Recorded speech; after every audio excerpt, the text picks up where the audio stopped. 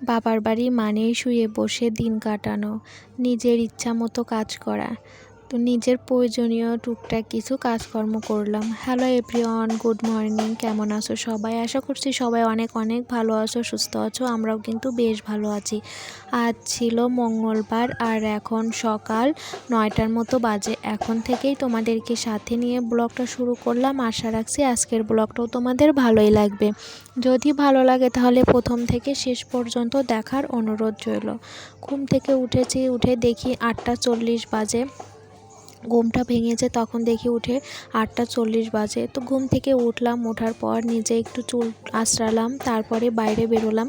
কালকের এই যে কয়েকটা জামা কাপড় ছিল মানে ভেজা আর কি, সেরকম ভেজা না, মানে ভেজা আর কি, তবে খুব বেশি ভেজা না আবার অল্প ভেজাও না। তো কালকে আমাদের স্নান করতে করতে তো এখন অনেক দেরি হয়ে যায়, বিকেল হয়ে যায়। ওই যে জামা কাপড়গুলো শোকায় না, বোনেরও আমারও দুজনেরই স্নান করতে দেরি হয়ে যায়। ওই যে বললাম না, বাবার বাড়ি মানেই কাজকর্ম নেই, শুয়ে থাকা, বসে থাকা, ইচ্ছা মতো কাজ করা, যেটা খুশি সেটা করা, এগুলোই আর কি। তো সেরকমই ইচ্ছা মতো চান করা, যখন মন চাইছে করছি। তো সেরকমই আর কি, দেরি করে স্নান করি। ওই যে জামা কাপড়গুলো শোকায় না, তো সেগুলো সকালে ঘুম থেকে উঠে আগে বাইরে মেলে দিলাম। মেলে দিয়ে তারপর মাম্মামকে চুল টুল বেঁধে দিলাম। ওকে চুল বেঁধে দিয়ে ওকে ফ্রেশ করানো হয়ে গেছে। ওকে ফ্রেশ করিয়ে দিয়ে তারপরে এইদিকে আবার আমি জামা কাপড়গুলো কাচা ধোয়া করতে চলে আসছি। তো মাম্মামকে ভাত খাওয়াতে হবে, মুখে ভাত খাওয়ানো আছে। তো তার আগে কিছু জামা কাপড় ছিল, সেগুলো নিয়ে এই যে কলপাড়ে বসে পড়েছি কাচা ধোয়া করতে। আগে সার্ফের জলে একটু ভিজিয়ে নিলাম, ভিজিয়ে রেখে দেয়নি, সঙ্গে সঙ্গে আর কি কাচা ধোয়াটা করে নিয়েছি। তার কারণ এগুলো তো আর সেই প্রচুর পরিমাণে নোংরা জামা কাপড় না, মামামের জামা কাপড় আছে, বোনের আছে। তো এগুলো প্রতিদিন ব্যবহারের, প্রতিদিনই আর কি ধোয়া হয় সার্ফ জলে। তো সেই জন্যই আর কি বেশি সময় ভিজিয়ে রাখিনি, ভিজিয়ে আর কি কাচা ধোয়াটা করে দিচ্ছি। তো কাঁচা ধোয়া ওইদিকে হয়ে গেছে, তারপর সমস্ত জামা কাপড়গুলো এখন মেলে দিচ্ছি। শুকিয়ে যাবে, খুব মানে বেশি মোটা যেগুলো সেগুলো কিন্তু শুকাবে না, এগুলো সব শুকিয়ে যাবে। সেভাবে কিন্তু রোদ্দুর উঠেছে ঠিকই, বাড়ির মধ্যে কিন্তু ওইভাবে টানা রোদ্দুরটা কিন্তু পড়ে না। তো এখন তো গাছের পাতাগুলো ঝরে যাচ্ছে, গাছের পাতাগুলো অল্প, তো গাছের পাতা বড় হয়ে গেলে কিন্তু এতটুকু রোদ্দুরও হয়তো লাগবে না, হালকা পাতলা রোদ্দুর লাগবে। তবে প্রচণ্ড পরিমাণে রোদ্দুর কিন্তু গরমের সময় একদমই সহ্য হয় না, যেমনটা আমাদের শ্বশুরবাড়িতে পড়ে। জানি না এই বছরটা কতটুকু কি পড়বে, যেহেতু উপরে ঘর হয়েছে, চাল হয়েছে, সেই চালের ছাওয়াতেও রোদ্দুর অনেকটা কম লাগতে পারে। তবে জানি না কি হবে, তো কি হবে না হবে সেটা তো তোমরা পরে দেখতেই পাবা।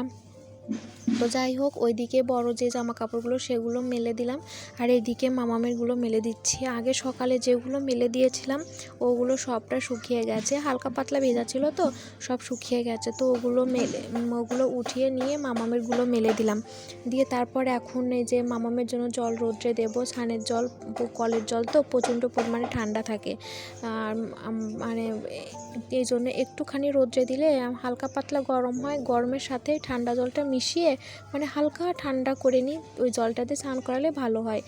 কলের জল যখন ওঠানো হয় প্রচণ্ড পরিমাণেই কিন্তু ঠান্ডা থাকে। তো সেই জলটা উঠিয়ে রোদে দিয়ে রাখলাম, ওই 12টা 12:30 1টার মধ্যে মামামকে স্নান করিয়ে ফেলি। তো তখনই আর কি স্নান করাবো, হালকা পাতলা গরম হবে, তার সাথে ঠান্ডা জল মিশিয়ে মামামকে স্নান করিয়ে দেবো।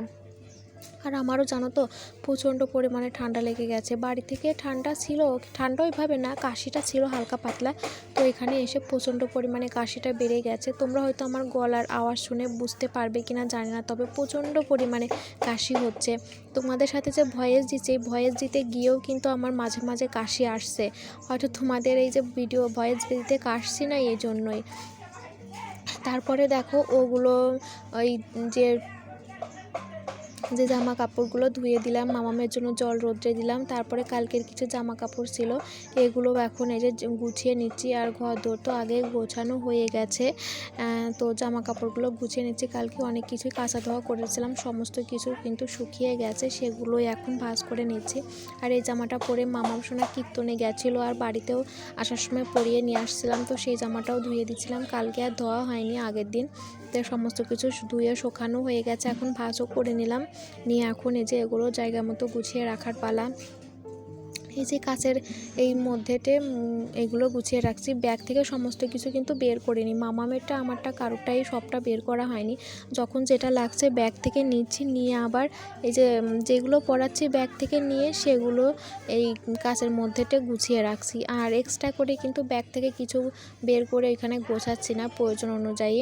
তো যেহেতু ব্যাগে গোছানোই আছে আর আমরা বেশি দিন থাকবোও না, তো এই জন্য ব্যাগের জিনিস ব্যাগেই আছে, সেভাবে যেটা ব্যবহার হচ্ছে বের করে নিচ্ছি আর কাছের ওইখানে গুছিয়ে রাখছি, আর যেটা হচ্ছে না ব্যাগে রেখে দিচ্ছি। তো ব্যাগে রাখলাম, তারপর আবার দেখা হচ্ছে সন্ধ্যাবেলা। সন্ধ্যার পরে মামামকে পড়তে বসিয়েছি। দোকানে গেছিলাম মামামের জন্য খাতা কিনতে, 2টা খাতা কিনেছি, বাংলায় আর ইংলিশ খাতা কিনেছি, বাড়ি থেকে আনা হয়নি। তো মামামকে পড়াশোনাটা তো করাতেই হবে, নাহলে মামাম শোনা ভুলে যাবে। তো মামামকে পড়তে বসিয়েছিলাম, তারপর মায়ের দিকে রাতে রান্নাবান্না হয়ে গেছে, আমরা এখন খাওয়া দাওয়া করে নেব। তো ভিডিওটা কেমন